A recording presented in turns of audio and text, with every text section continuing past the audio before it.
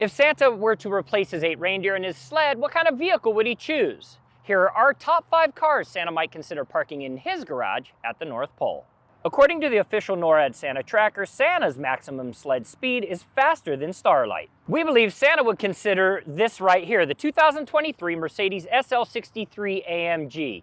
It has more than 600 horsepower and a turbocharged V8 engine under the hood. That's plenty enough power to haul all those gifts. NORAD also says Santa's sleigh can carry a payload of 60,000 tons of gifts. What 3-row SUV would he consider for hauling gifts? St. Nick should consider the 2023 Grand Wagoneer. With its second and third row seats folded down, you'll have more than 100 cubic feet of cargo capacity. Add in heated seats in the front and second row, Mr. Santa Claus himself is in for a cozy ride. What if Santa wants to trade in his reindeer for horses? Ford just refreshed its iconic Mustang. This bright red V8 powered convertible is a perfect replacement for his sleigh. And knowing that the big guy in the red suit has to travel the globe, we're gonna throw in the Ford Bronco Raptor R with its go over any terrain mode. What does that mean? Well, it means Santa Claus won't meet any obstacle that he can't overtake. But what about going the extra mile? Toyota just recently unveiled its all-new Prius for 2023 and it gets over 57 miles per gallon. That should keep old St. Nick's eyes off the gas gauge and on the GPS. And to close it out, guys, I at least have to give you the price of this stocking stuffer right here. The 2023 Mercedes SL63 AMG,